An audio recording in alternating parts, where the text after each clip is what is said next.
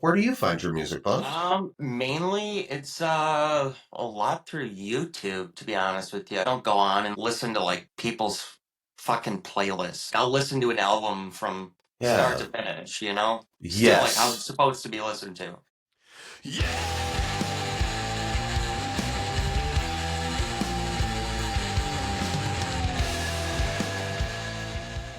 Hey, this is S. Patrick Brooks of the Heavy Underground Farm Report, and I have Noah with me from Temple of the Fuzz Witch. Hey, Noah, how's your day going, buddy? Good, good. How about yourself? It's going fantastic. So, Bud, tell me, um, things are pretty exciting for you guys right now. You've got a bunch of shows coming up. You've just released some new albums, but man, some people might not be completely familiar with your band yet. So, could you tell me like how your band got started and where you came up with the name for your band? Yeah, so the band is actually a lot older than people really think. I started it back in 2017.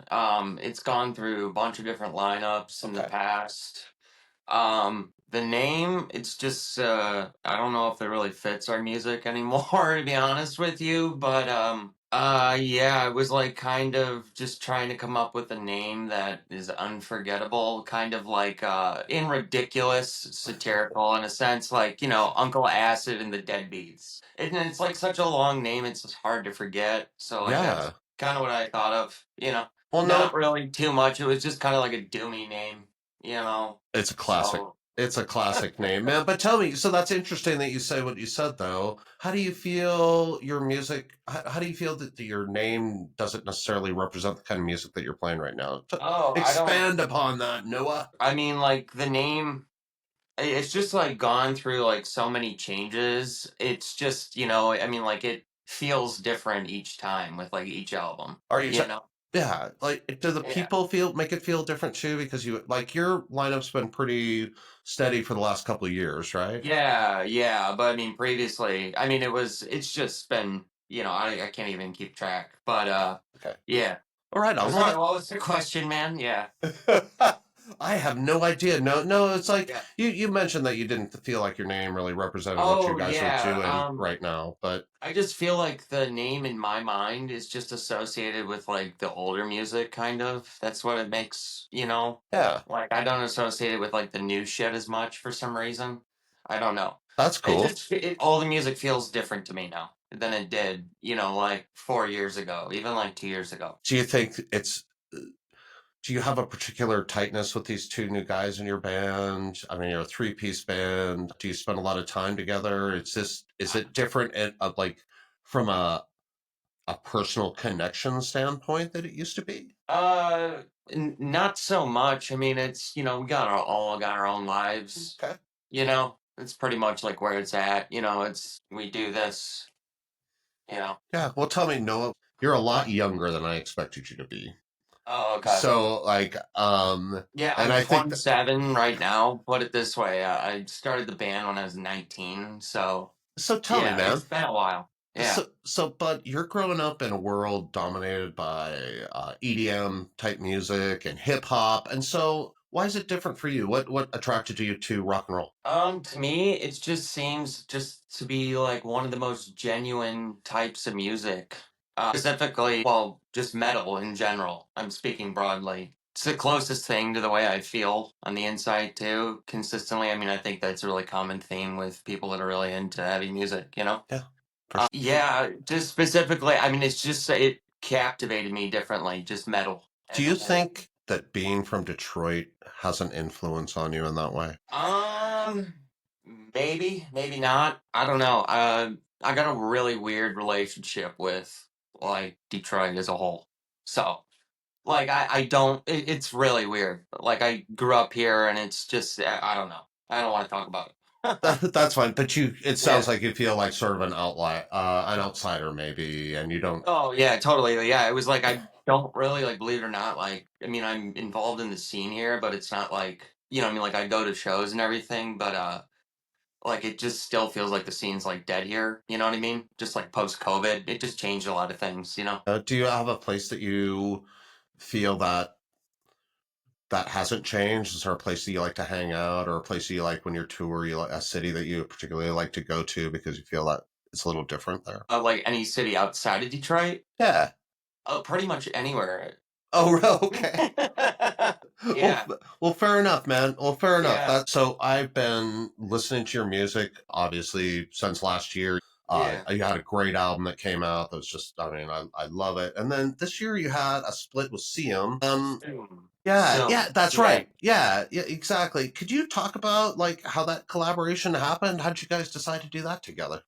So like basically what would happen is I had it was actually like I got that split started. I worked on that like right after I signed with Ripple, so it was like I was working on like sort of like the back end of one thing and then picking up another.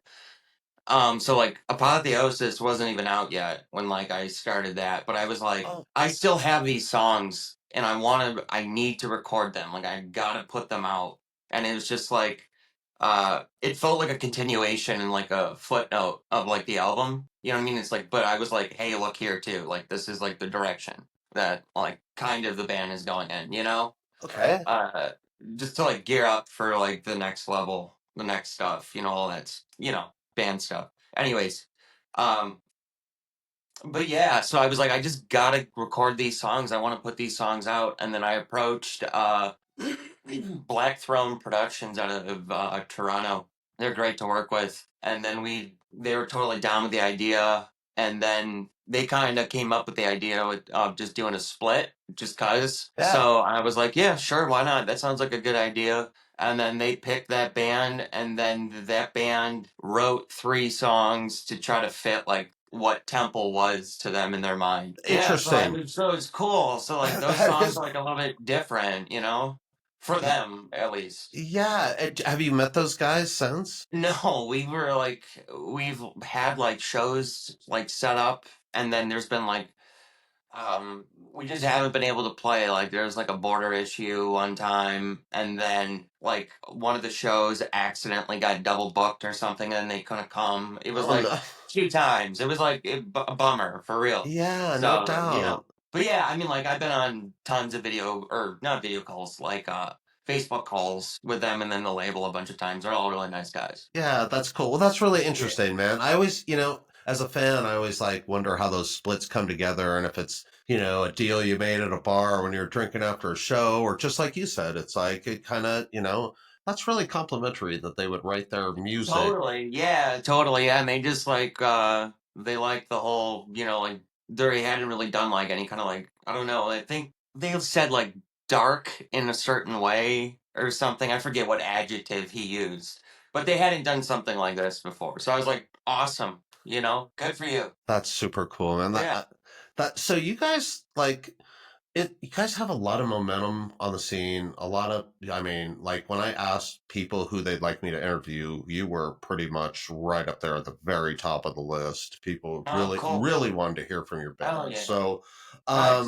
is it exciting for you to like get critical acclaim? It's like, how does that affect you personally? You seem like a real down to earth person, Noah. It doesn't feel like it. I don't get it. I mean, like I believe it or not, like shut myself away from like the world.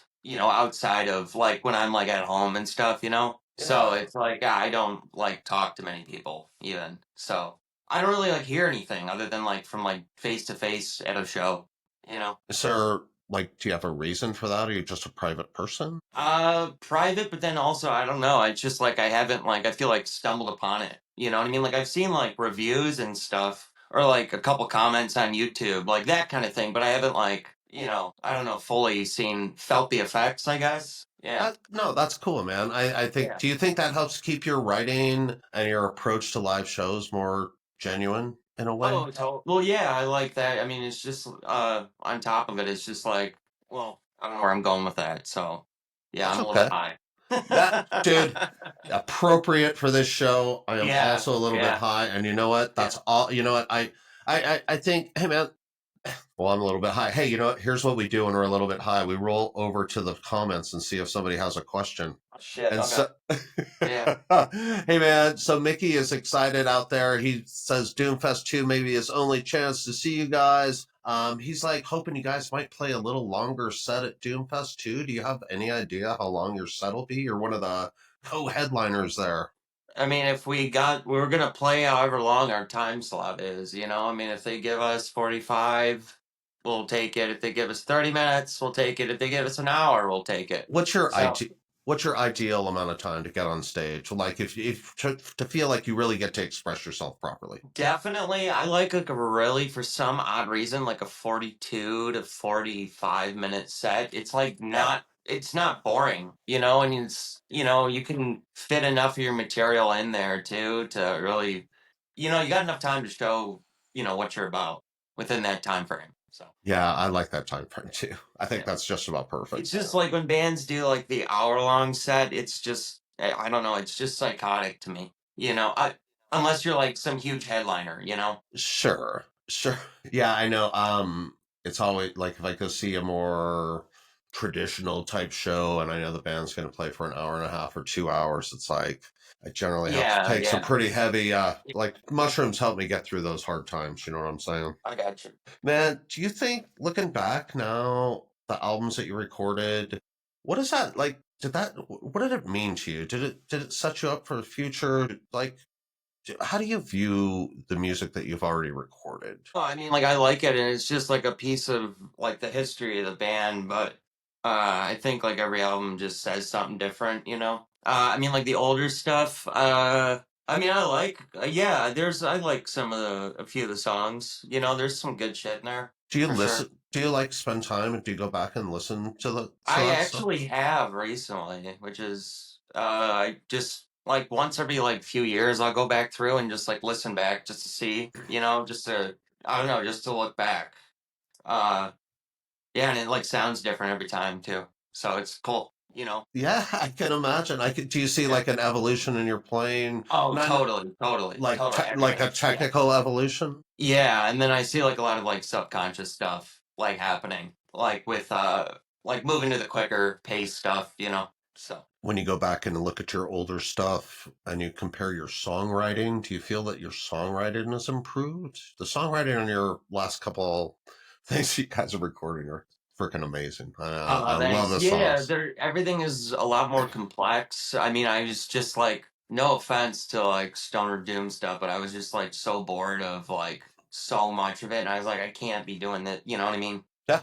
It's just No. got to be more complex. Like if I can't, plus two on top of it, it's like if I can't listen to this, then why am I even playing this? So So the heavy underground music scene has like really expanded a lot over the last year or two, and there's a lot more influence, and it's not just a bunch of Black Sabbath riffs as much yeah, anymore. Is it's there definitely changed a bit. It's good. I like that people are out there, changing. They're doing enough, you know. who do you like to listen to that's in the scene? Is there anybody that you're like listening to now that you find inspiring or different? Definitely like for big bands, in my opinion, in my world, like Necrot, if you know them. No, no, Yeah, no, but I'll check them out. they're like the best, in my opinion. Like they're death metal, but they're amazing. Or like this other band called Witch Vomit. They're really small. They're like Black Death. Okay. Um, this other band from Norway called Aberration is it blew my mind. I found it like last year and I was like, this is everything I was looking for in this moment. Yeah, All I right. forget the album. It's just Aberration. They're from Norway. They rule. They rule. And these are like all like really small bands too. Yeah, like those bands I love. Just those three. I've been like binging those for like the past like 6 to 7 months. No, So where did you or find? Undergang too. Dude, That's I'm been writing something things like down. over the past, yeah, like it's like been over like the past like few years. Or Devil Massacre too. I mean, that's a really big band. They're from Philly though, Okay, right on. but yeah. How do you find your music, man? Like for a lot of us, it's we're combing through Bandcamp or looking for stuff on Facebook. Where do you find your music, Buzz? Mainly it's a lot through YouTube, to be honest with you. Okay. It used to be Bandcamp like 5, 6 years ago. That's like the way it was. For me, like throughout like my teenage years or into the early 20s and all that. But now it's Spotify has made stuff accessible, so that's a little bit. But like, I don't really like by finding music. Like, I don't go on and like listen to like people's fucking playlists like that they Sure. make. It's so stupid. I don't, like I'll go on and like I'll listen to an album from start Yeah. to finish, still like how Yes. it's supposed to be listened to, at least in my mind. So, No, hey, so yeah, let's talk about that because I absolutely agree with you. yeah, It's very yeah, difficult for me to just take one song out of most doom stoner albums because when you write an album, bud, it sounds to me like there's a whole concept there. totally. you're not trying to write the next top 40 hit. No, definitely not. No, it's not about that at all.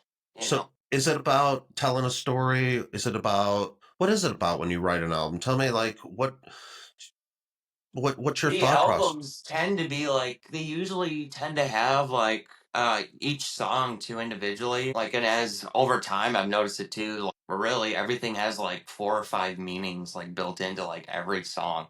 That's one of the things I picked up on when I like went back and re-listened to stuff, in retrospect. Do you feel like, you talked earlier, Noah, about being a pretty quiet person and you don't spend a lot of time in public? No, no, I no. mean, I hate to be so I obvious, mean, but this I is do. obvious, I mean, but this is like I how do. Like, well, I have. I don't mean to make you sound like Yeah, a hermit living in a cave yeah. either, but I get it, man. Like there's a lot of crazy stuff going on in society.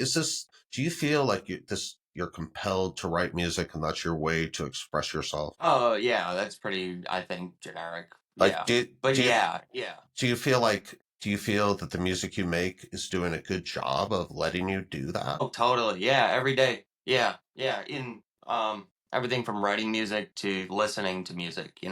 That's still like I feel like a big form of expression too. Just listening to music.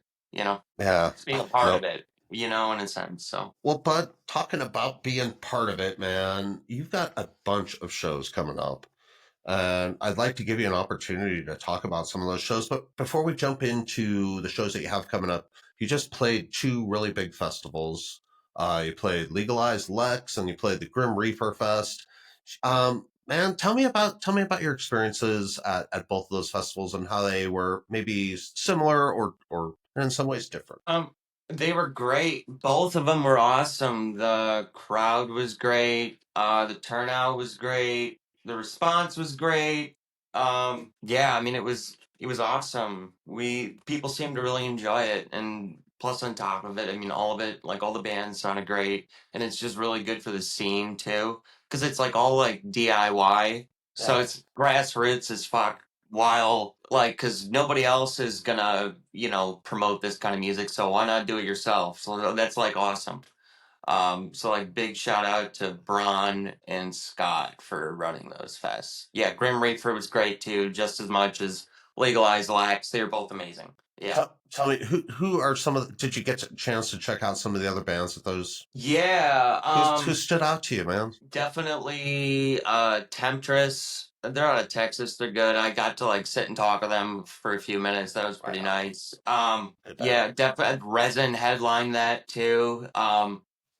Yeah, it's funny. Like I played with them like back in like 2019 at like a Temple like record release show, and then I like get to like running into them. I've ran into them in person like since then like two or three times, and then now finally like we're getting to play with them again. It's funny to see them again, and like Resin is huge now. They Yeah. blew the Yeah. fuck up. Yeah, I like seeing their set as always. Like I still like remember like their old stuff.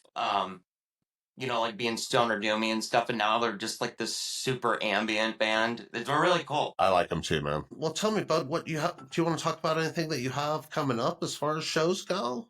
On May 4th, we're going back to Chicago. We are playing Reggie's, and we are playing with Paul Bear Oh, and jeez. yeah, and Immortal Bird. So That's that's gonna be super. an awesome show. It's gonna be an awesome show. Yeah, absolutely. Paul Bear, man. That's Yeah, fantastic. yeah. You got to be excited just to be going to that show. And Oh then, fuck yeah, man. Yeah. I like so it's funny too. It's like they've come through Detroit a few times and I've missed them. I haven't been able to see them anytime that they've come through. And then I was actually in Chicago recording Apotheosis, and then they played a show, and then I was going to go to a show. I was going to go to it and then I couldn't for whatever reason that night. Yeah, so then finally it's cool that I'm like, the first time I'm gonna get to see him is when we're playing with him. So Yeah, that's super cool. Man, you had like yeah. you need to have them play a show with Seum and then like absolutely rope them down both together, and then you get to see both those bands that have been eluding you for all. Yeah. Yeah. All right, man. Well, but I have been doing a lot of conversations with Jason Von Doom or Jason Doom at the Grand Rapids Doomfest. Yeah. He is, I can't tell you how thrilled he is to have you at his festival. So, man, that's pretty, it's in your home state. Yeah, Like, yeah, tell me absolutely. how you feel about that. Cause I know Jason is absolutely thrilled to have you. Yeah, I'm happy. I saw pictures last year. They did it at the Pyramid Scheme. It's a great venue in Grand Rapids. It's killer that he's doing this because there isn't really any kind of Doom Fest going on like this, um, this far north, really, to my knowledge. Like, I don't know of anything really going on in Chicago, or definitely Yeah. not in Detroit either. So, it's good that he's doing this. Yeah. Are you familiar with any of the other bands that are playing there, bud? Have you heard? I know Pillars of Light. That Yeah. name, I knew that. I thought you might know Pillars a lot. Cool. Yeah, I know them. There was another band on the bill that I did know. Aside from that, not really. Yeah, cool, man. Well, it'll be a good Yeah, opportunity to check out some new bands. Awesome. totally. But Yeah. how do you feel like the scene is evolving? Do you think it's evolving? Do you think it's devolving? Do you think these are good times or bad times? Um, I feel like there's more people coming to Doom shows again, so I'm like happy that that's a thing. I mean, that's not a bad thing, right? No.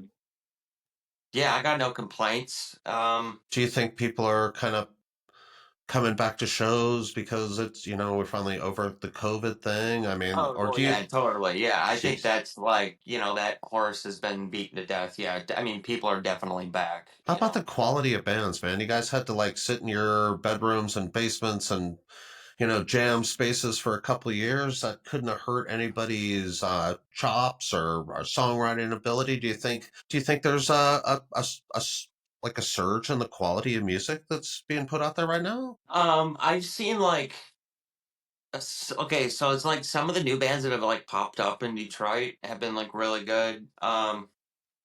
Over the past few years, like the bands, especially like that survived COVID, definitely, I think they're great already. And it just made them better. So, uh, yeah. Well, live music, man. Like you said, I couldn't agree more. I have to ask you a couple more questions. There's a couple doom metal cliches out there. Is there a doom metal cliche that you think is true and maybe one that you think is just kind of bullshit? Definitely with some of the Doom stuff, certain bands. I'm not gonna name any names too. Yeah, like it's like you could skip 20 minutes into the album and it sounds the same.